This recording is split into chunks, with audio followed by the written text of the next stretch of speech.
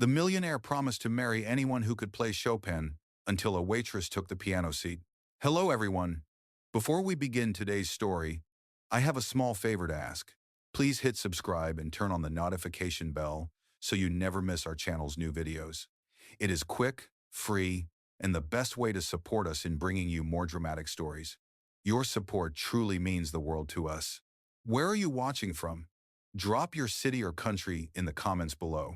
Thank you very much. Now let us return to our main character. The chandeliers of the Manhattan Grand Hall shimmered like frozen rain, reflecting hundreds of champagne glasses lifted in laughter. At the center of the gala stood Alexander Reed, 36 years old, heir to a vast real estate empire, and the kind of man whose silence could hush a crowd faster than any speech. Tonight, though, he was not silent. His eyes, gray as storm clouds, were already glazed from the wine in his glass. He leaned toward the microphone, his smile sharp, restless. "Ladies and gentlemen," he said, his voice echoing under the crystal dome, "my mother used to say that a person who can play Chopin with real feeling understands love better than anyone alive." The audience chuckled politely, unsure if he was joking. Alexander tilted his head, the light catching the edge of his cufflinks. "So here is my promise. Whoever can play Chopin's Nocturne in E-flat the way she did, I will marry that person." The laughter grew louder. Cameras flashed. To most of them, it was the kind of eccentric stunt-rich men made after their third drink. But across the room, near the dessert table, a young woman froze mid-step. Emma Carter, 24, waitress for the evening, stood holding a silver tray that suddenly felt twice as heavy. Her mother had once played that exact piece every night before bed, until illness stole the strength from her hands. As applause rippled through the ballroom, Emma's heart thudded in her chest. She looked at the grand piano gleaming under the spotlight, then at the man on stage, his expression drifting between grief and defiance. Maybe it was the exhaustion from double shifts, or maybe it was that familiar melody echoing in her head, but something in her whispered, "Play it for her, just once more." She placed the tray on the table, took a breath, and walked slowly toward the piano. The murmur of the crowd dimmed into curious silence. Her black uniform shoes clicked softly against the marble floor. Alexander's gaze followed her, puzzled at first, then transfixed. He recognized her from earlier, the girl who had refilled his glass without meeting his eyes, whose hands trembled slightly as if she carried the weight of another world. Now she stood by the piano bench, eyes lowered, fingers brushing the ivory keys. No one spoke.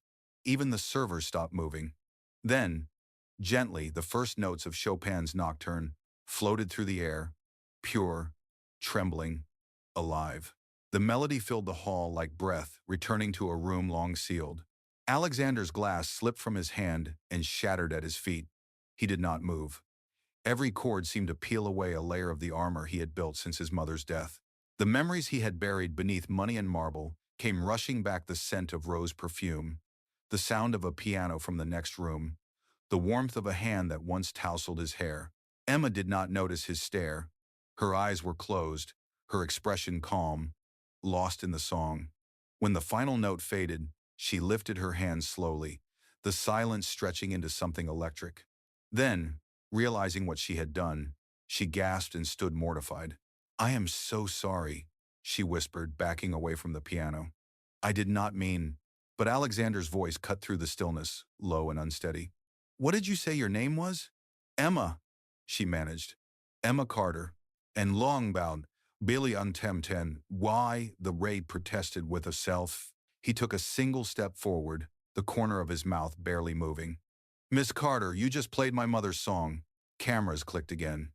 Guests turned, whispering, sensing the start of something they could not yet name. And that was the moment the promise stopped being a drunken line and became the deal that would change both their lives forever. The next morning, the city was still gray from last night's storm. Emma Carter hurried through the quiet streets, her thin coat no match for the October wind. The entire night had played on repeat in her head, the crowd, the music, the way the millionaire had looked at her as if she had touched something buried deep inside him. It felt unreal. By the time she reached the small apartment she shared with her mother, her nerves were frayed. Inside, the air smelled faintly of tea and medicine. Her mother sat by the window, her hands resting on a folded blanket. "You are home early," she said softly. "Did the gala end already?" Emma forced a small smile and nodded. It was different. The man hosting it, Alexander Reed, he made a strange announcement. He said he would marry anyone who could play Chopin like his mother did. Her mother raised an eyebrow. And let me guess, you played? Emma looked down, embarrassed. I do not know what came over me. I just played. It felt right for a moment, and then everyone stared. Sitting lane the Brossen and also replacements, in Runamelton, in my, her mother reached for her hand and squeezed gently. Maybe it was time someone reminded him what music sounds like when it comes from the heart. Before Emma could reply, her cracked phone buzzed on the table. A message appeared from an unknown number. Alexander Reed requests to meet you. 11 a.m. Reed Enterprises, Midtown. She stared at it in disbelief. At the top floor of a glass tower that scraped the clouds, Alexander sat behind a long oak desk, scrolling through headlines on his tablet. Every news outlet had run the same story. The waitress who played Chopin for the Millionaire. There were photos of him frozen mid-expression, eyes fixed on her. He hated public attention, but for the first time, he could not bring himself to deny what had happened. When the elevator doors opened, Emma stepped out cautiously, holding her worn handbag close. The receptionist escorted her to his office, her shoes tapping on marble floors that gleamed like water. Alexander looked up. The room seemed to shrink around her. Miss Carter, he said, standing. His tone was calm but guarded. You caused quite a scene last night. I am sorry, she said quickly. I did not mean to. I was just... He raised a hand, stopping her. Do not apologize. You played beautifully. I have not heard that piece sound like that in years. His voice softened for a brief second before hardening again. However, there is a problem. The media took my words literally. They expect a wedding. Emma blinked. A wedding? You mean people actually think that I will marry you? He finished dryly. It was foolish of me to say it, but if I back down now, it becomes a scandal. Investors hate scandals. He exhaled slowly. So, I have a proposal. We sign a temporary marriage contract, 6 months. You will attend public events, smile for the cameras, and when the attention fades, we part ways quietly. You will be compensated, of course. Her breath caught. You are serious? As serious as a man cornered by his own words, he replied. She looked at him, the weight of her reality pressing down like a stone. Her mother's treatments were overdue. The bills piled higher each month. Why me? She asked softly. Because you already played the part, Alexander said, and the world already believes it. Silence stretched between them. Outside, the city shimmered through the glass, indifferent and vast. Finally, Emma straightened her shoulders.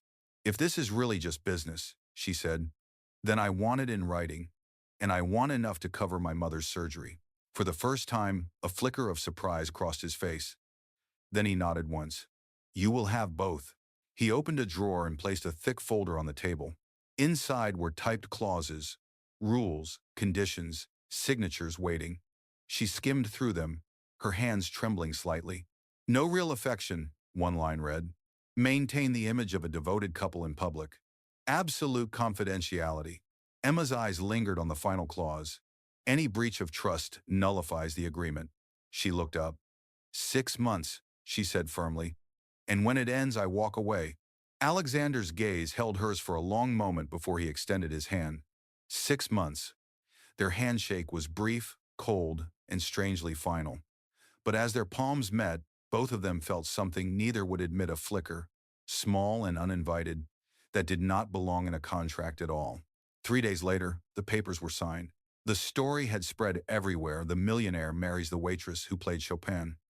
The world loved the fantasy, even if it was a lie built from a moment of music and impulse. For Emma Carter, it still felt like walking through someone else's dream. For Alexander Reed, it was damage control disguised as romance. The morning of the contract wedding arrived gray and cold. Emma stood in front of the mirror inside a private courthouse room, wearing an ivory dress that did not belong to her.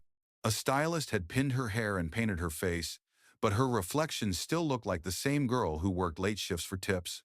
She took a deep breath and whispered, "It is just 6 months." Across the hallway, Alexander adjusted his tie in silence. His lawyer reviewed the final clause one last time. "You are certain about this?" the lawyer asked. "Once this becomes public, it will follow you for years," Alexander replied without hesitation. Better a lie I control than one told by everyone else. When the ceremony began, it was quick and clinical. The officiant's voice echoed in the marble room as they exchanged simple rings, symbols without meaning. Cameras flashed from a safe distance, recording smiles that were practiced and hollow. When it was over, Alexander turned to her and said quietly, "Welcome to your new life, Mrs. Reed." That evening, the black car carried them through the iron gates of his mansion on the Upper East Side. The estate stretched like a museum, tall pillars, white stone, windows that glowed faintly in the drizzle. Emma stepped inside, clutching her purse. The air smelled of polished wood and silence. Every step she took echoed like she was trespassing. A woman in a crisp uniform approached. "Good evening, Mrs. Reed. I am Clara, the housekeeper. Mr. Reed asked me to show you to your room." "My room?" Emma asked, surprised. "Yes, ma'am. The West Wing." Clara hesitated. "Mr. Reed's suite is in the east." Emma nodded, pretending it did not sting. Of course. Her room was elegant but cold, decorated in shades of gray and silver. On the nightstand lay a copy of the signed contract, placed neatly beside a vase of white lilies. She sat on the edge of the bed, staring at the paper that had rewritten her life. 6 months. She told herself she could survive 6 months. At dinner, the long table between them looked like a stretch of ocean. A chef served courses that smelled too expensive to touch. Alexander cut into his steak with precision, never looking up. "How is your mother?" he asked suddenly, his tone neutral. "She is stable," Emma answered, startled that he remembered. "The hospital scheduled her surgery next week. Your assistant arranged everything." "Thank you." He gave a small nod. "That was part of the agreement." She set her fork down. "And what about you? Why would a man who can buy anything choose to fake a marriage instead of simply ignoring the gossip?" He leaned back in his chair, eyes unreadable. "Because silence does not stop rumors. Only a louder truth does." For a moment, neither spoke. The storm outside tapped softly against the glass. After dinner, he stood. "Tomorrow you will meet with my publicist. She will guide you on interviews, photographs, and how to answer questions. You will receive a list of scheduled events. Attend, smile, say nothing unnecessary." Emma met his eyes. "And what about when no one is watching?" Alexander paused, then said quietly, "Then we remember this is just business." He turned and walked out, leaving her alone with the sound of rain and her own heartbeat. That night, she stood by the window, looking at the city lights beyond the garden. Somewhere below, a piano sat untouched in the music room. She could almost hear Chopin whispering through the corridors. Against her better judgment, she walked downstairs, her bare feet silent on the marble. She lifted the lid and pressed a single key. The note trembled, clear and haunting. Upstairs, Alexander stopped in his study, the sound drifting faintly through the hall. He closed his eyes for a moment. The contract might have said, "no affection," but her music had never agreed to that rule. The following week began with a routine that felt rehearsed yet unreal. Each morning, Emma Carter Reed woke up to a schedule printed by Alexander's assistant. Breakfast at 8, media briefings at 9, and etiquette lessons in the afternoon. She was learning to walk, speak, and smile like someone born into a world that had never known struggle. The mansion's west wing now smelled faintly of coffee and piano polish. Emma spent her free hours in the music room, where her hands found comfort on the ivory keys. Each note felt like a breath of truth inside a house built on performance. The staff had grown used to hearing her play softly while she memorized every rule of her temporary life.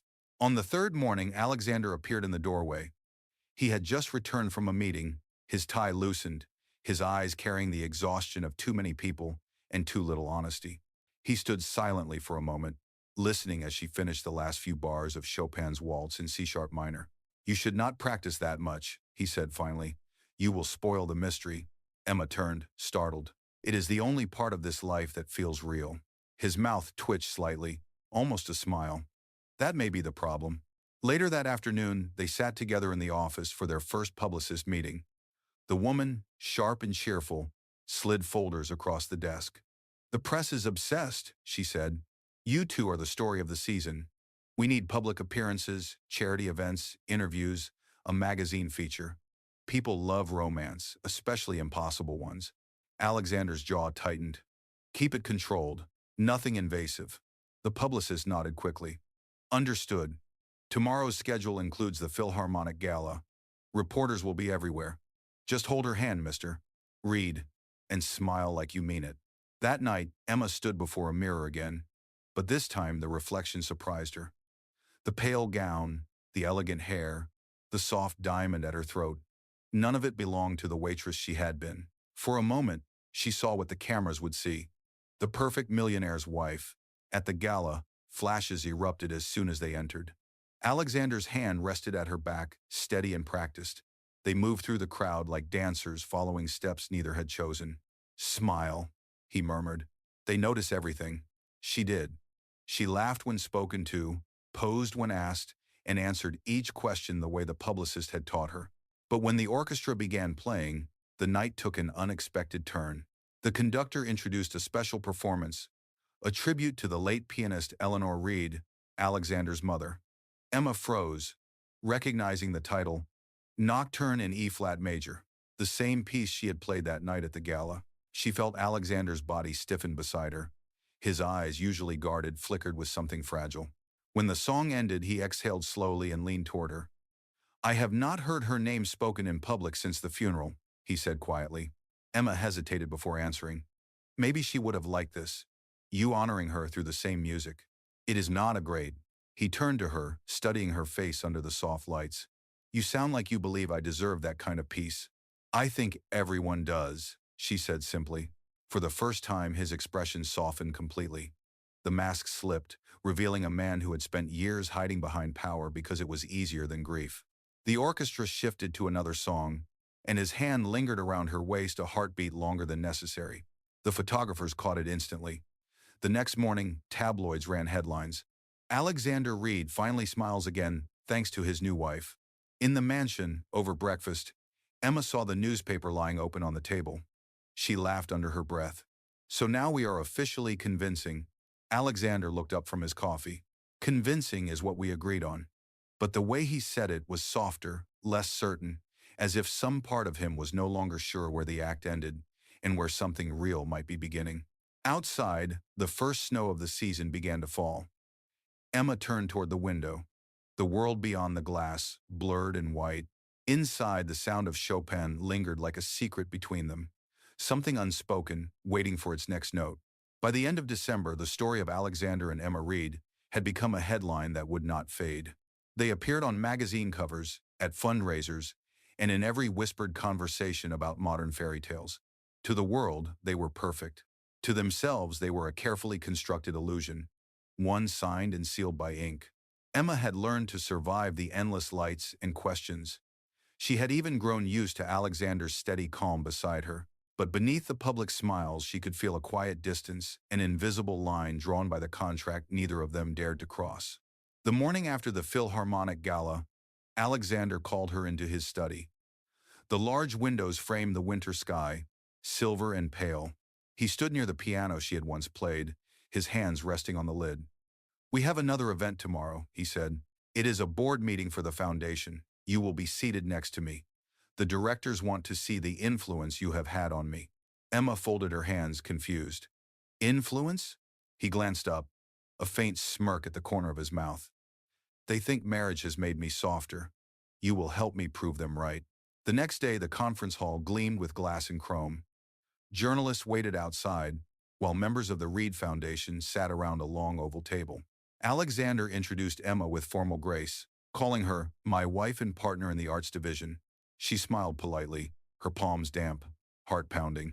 Halfway through the meeting, a disagreement broke out about the budget for community music programs. One director dismissed the idea sharply, saying, "We do not waste resources on people who cannot afford lessons. They do not bring profit." Emma's stomach twisted. She thought of the children in her old neighborhood, the ones who played melodies on broken keyboards just to dream. Before she could stop herself, she spoke. With respect, sir, sometimes music is not about profit, sometimes it is about hope. The room went silent. Every head turned toward her. Alexander's expression was unreadable. For a moment she feared she had crossed a line. Then, unexpectedly, he said, I agree. The director blinked. You do? Alexander nodded slowly. My wife is right. The foundation can afford a little hope. A ripple of surprise moved around the table. Emma caught his eye, and for a brief second, The corners of his lips lifted not a public smile, but something private, genuine. That evening, back at the mansion, she found him in the music room.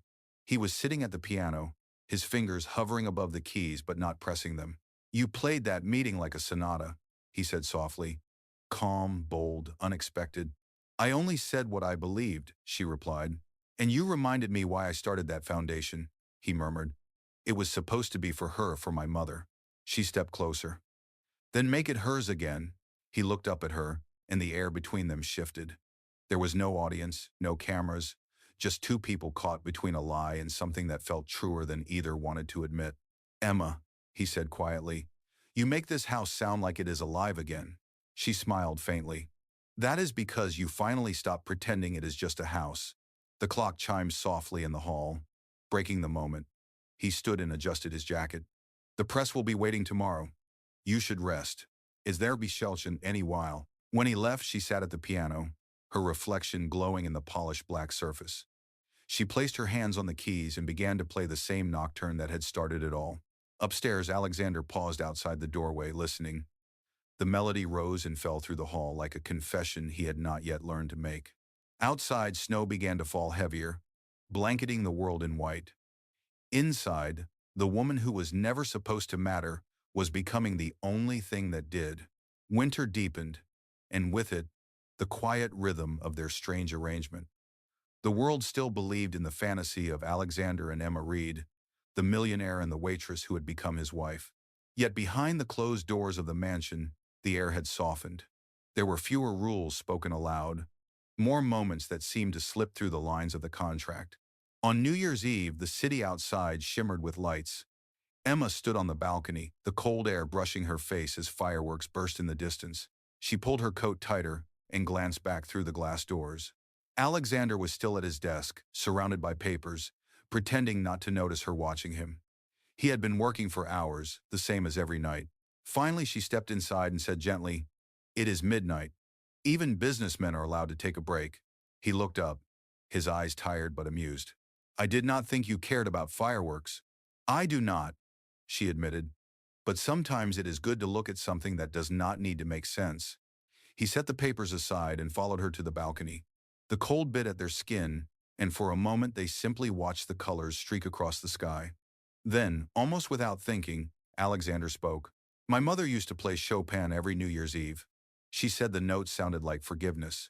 Emma turned toward him. "Do you believe that?" "I am starting to," he said quietly. Inside, the grandfather clock chimed 12 times. Alexander looked at her, the flicker of fireworks reflected in his eyes. "Happy New Year, Emma." "And," she smiled softly. "Happy New Year, Alexander." Neither of them moved. Yet something between them shifted, a fragile understanding that felt more real than the paper that bound them. The following week brought a different kind of silence. Alexander began spending more time at the office, avoiding the house that now felt too alive. When he did return, he found Emma in the music room, composing melodies that carried warmth into the cold walls. He stood in the doorway, watching her fingers move. "You know," he said one evening, "you could perform again if you wanted. I could arrange it." She looked up, startled. "Perform? You should not hide your talent behind my name. You had a life before this." Emma hesitated. "I do not think people would care to hear from a waitress pretending to be a millionaire's wife." "Then let them hear from the woman who made a millionaire listen again," he said simply. The words hung in the air. She lowered her gaze, her cheeks warming. "You talk like you believe in me."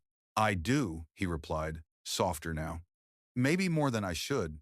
For a moment, silence filled the space between them, gentle but electric. Emma could feel her heartbeat quicken, and she realized with quiet alarm that the lines of the contract had already begun to blur. That night, she dreamed of her mother's hospital room and the day she would be well enough to walk through the garden again. In her dream, Alexander stood beside her, not as a benefactor or a name in a newspaper, but as someone real, someone who cared. The next morning, when she came downstairs, she found breakfast already waiting. A folded note lay beside her plate, written in his precise handwriting, "Board meeting until late. Dinner tomorrow at the conservatory. Bring your music." She traced the words with her fingertips. "Dinner at the conservatory," she murmured. It was the same place where her mother had once played before illness stole her career. That evening, she returned to the piano, rehearsing the songs she would share. Each note carried both gratitude and fear, gratitude for the man who had given her mother a chance to live, and fear of the feelings she could no longer name. Upstairs, Alexander listened through the open door of his study, his hand resting on the signed contract lying on his desk. 6 months, it said, but the sound of her music was rewriting every rule he thought he understood. The next evening arrived with the chill of early January. The sky over Manhattan hung low and heavy, the streets slick with melting snow. Emma Carter Reed stood in front of the mirror in her room, fastening the simple black dress Alexander's assistant had delivered that morning. It was elegant but modest, chosen for a dinner that was supposed to be private, at least that was what she had been told. When the car pulled up to the Grand Conservatory, she felt a twinge of nervousness. It was the same place where her mother had performed years ago, before her illness. As she stepped inside, the scent of orchids and rainwater filled the air. The hall was dimly lit, candles flickering against glass walls. A piano stood in the center, gleaming under soft white lights. Alexander waited near it, dressed in a dark suit, his usual armor of formality softened by something almost gentle in his eyes. "You look beautiful," he said quietly. "Thank you," she replied, her voice barely above a whisper. "You said this dinner was about music." "It is," he answered, "but there are others who think it should be about business." Before she could ask what he meant, the sound of footsteps echoed. Several board members of the Reed Foundation entered the conservatory, along with a few reporters and investors. Emma's stomach sank. She realized this was not a private dinner at all.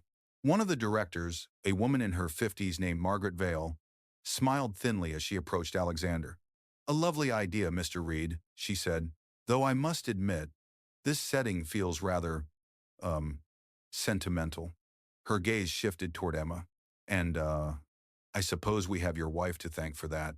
Alexander's jaw tightened. This dinner was meant to celebrate the foundation's success, not to stage gossip. Margaret's smile sharpened. "Of course, but some of us worry that certain distractions might be interfering with your judgment." Emma felt the blood drain from her face. She understood the implication. Margaret continued, turning to the reporters. "Mr. Reed, tell us, was it truly your intention to marry a waitress, or was it a clever public relations stunt?" The room fell silent. Cameras began to flash. Alexander's expression hardened, but before he could respond, Emma stepped forward. "You do not need to defend me," she said softly. He looked at her in disbelief. "Emma," she turned to the reporters. "You want a story?" she said, her voice trembling but clear. "Here it is.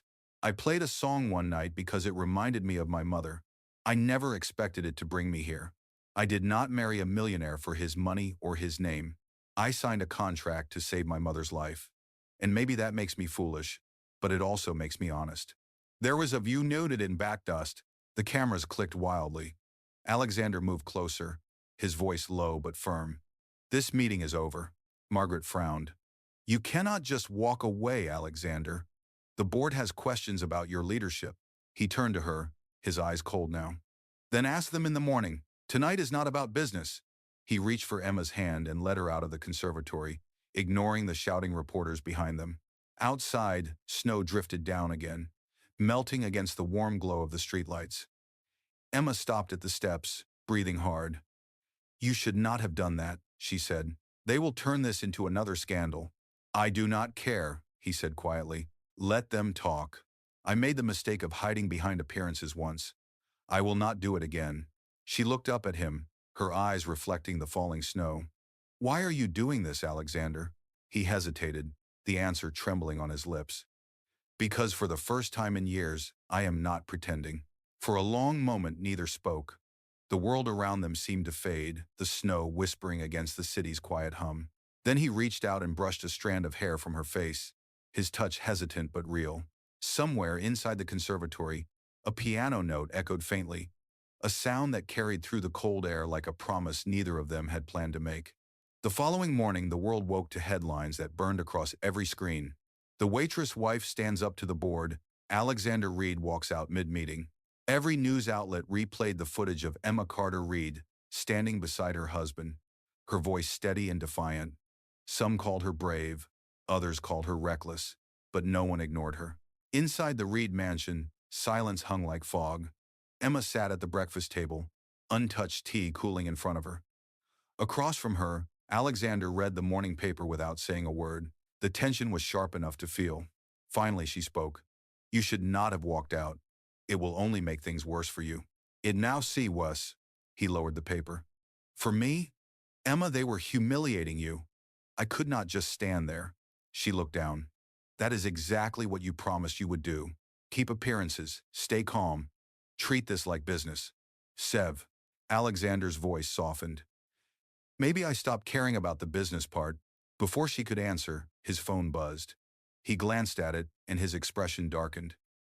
It is Margaret Vale. She called for an emergency board session. They want me removed as chair. Emma's breath caught. Because of me? He exhaled slowly. Because of the truth. And the truth always makes people uncomfortable. Later that afternoon, Alexander went to face the board, while Emma remained behind. Hours passed. She paced the marble halls, her thoughts racing. When he finally returned after nightfall, his tie was gone, his coat slung over one arm. He looked exhausted but not defeated. They voted, he said quietly. I am still chairman. Barely. Relief flooded her. That is good news. He gave a small smile, faint and tired. It is. But they demanded something else. A public apology, one that distances me from you. They want to hear me say that our marriage was a publicity stunt. The color drained from her face. And will you? Alexander shook his head. No. I am done lying to keep people comfortable. Yet he will pas de Dan. He walked toward the grand piano and rested his hand on it, tracing the smooth surface. You know, when you played that night, I thought it was just music. But it was more than that. It was the first time I felt something real in years. I will not erase that, because a few board members are afraid of headlines. Emma's throat tightened. You will lose everything if you fight them. He looked at her then. Really looked. Then let it be for something worth losing. That night, Alexander made a decision. The foundation's annual charity concert was only 2 days away. It had been planned for months, but he told the organizers he would change the program himself. When the night arrived, the concert hall was packed, reporters, investors, socialites, all waiting to see whether the scandal would end his empire. The lights dimmed, and Alexander stepped onto the stage alone, microphone in hand. Good evening, he said, his voice echoing softly through the hall. Tonight was meant to honor the work of the Reed Foundation. But I would like to honor someone else, the woman who reminded me why this foundation exists. Whispers spread instantly. Cameras clicked. Emma froze in her seat near the front. Alexander continued. The world calls her the waitress who married a millionaire. But I call her something else, the reason I learned to feel again. In mastery bang and sumli bout man. And it was like dappen. He turned toward the piano. This piece was my mother's favorite, and now it belongs to her. He began to play Chopin's Nocturne, each note slow, deliberate, trembling with emotion. Halfway through, Emma stood and walked onto the stage. The audience gasped as she took the second seat beside him. Without a word, she joined him on the keys. Their hands moved in harmony, every note a conversation between fear and forgiveness. When the final chord faded, the audience rose to its feet, applause thundering through the hall. Alexander stood, breathing hard, and turned to her. No more pretending, he said softly. Emma met his gaze, tears shining in her eyes. Then let us be real. For once. Chordman action. As flashbulbs erupted, he reached for her hand not as part of a performance, but as a promise. And for the first time since their contract began, they both knew the lie had finally turned into the truth. The night of the concert marked the end of the illusion and the beginning of something neither of them could deny. The next morning, Alexander and Emma Reed woke to a city that had already made them legends. Every headline spoke of redemption, of love found where no one expected it. Some called it a scandal. Others called it the most human thing a man of power had ever done. Inside the Reed mansion, sunlight streamed through the tall windows for the first time in weeks. The piano in the music room still held the warmth of their final duet. Emma sat beside it, her fingers tracing the ivory keys, her thoughts quiet. The contracted 6-month term, nearly complete, lay folded on the table beside her, unsigned for renewal. When Alexander entered the room, he was not the man she had first met, the polished CEO with walls made of glass and pride. His steps were slower now, his voice softer. I did it, he said. The board voted again this morning. I am no longer chairman. Emma turned toward him, startled. You resigned? I chose to, he said simply. They offered to keep me if I retracted what I said about you, but I will not spend the rest of my life apologizing for loving someone honest. She stood, her eyes full of conflict. Alexander, you gave up everything because of me. He shook his head. No, I gave it up because of me. Because I finally remembered who I wanted to be. For a long moment, they stood in silence, the weight of the months between them hanging in the air. Then Emma unfolded the contract, the paper that had once defined their lives. Without hesitation, she tore it in half. No more rules, she said quietly. He smiled, the kind of smile that reached his eyes for the first time. Does that mean we are free? It means we get to decide what comes next, she answered. Outside, the garden glistened under the pale winter sun. Emma led him to the balcony where the snow still sparkled like diamonds. From her pocket, she pulled a small silver key. Your housekeeper gave this to me when I moved in, she said. It opens the music room. I think it should belong to you again. Alexander took the key, then placed it gently back into her hand. Keep it, he said. You made that room alive again. It belongs to you. She laughed softly, shaking her head. You never stop surprising me. He looked at her with quiet sincerity. Emma, when I made that foolish promise about Chopin, I thought I was protecting my loneliness, but you walked into my life and turned a challenge into a reason to live differently. I will never forget that. Her eyes filled with tears. You do not need to say anything. I already know, but he stepped closer anyway. Then let me say it once, he whispered. Not as a contract, not as a performance, but as the truth. I love you. For a heartbeat, the world seemed to hold its breath. Then Emma smiled, tears slipping down her cheeks. And I love you too. He drew her into his arms, the city far below them humming with life. The wind carried the faint sound of piano notes from inside, the same melody that had brought them together. Weeks later, when the foundation reopened under new management, its first project was a scholarship for young musicians funded quietly by Alexander himself. The plaque on the wall read, "The Eleanor Reed Program, because every song deserves to be heard." On the day of its unveiling, Emma performed the same nocturne one more time. The crowd listened in silence, the music filling the hall like sunlight after a long storm. As the final note faded, Alexander joined her on stage, taking her hand before the audience. There was no contract now, no pretense, just two people who had learned that love, like music, only matters when it is real. And in that moment, surrounded by applause and light, the story of the millionaire and the waitress ended exactly as it had begun, with a single song and a promise kept.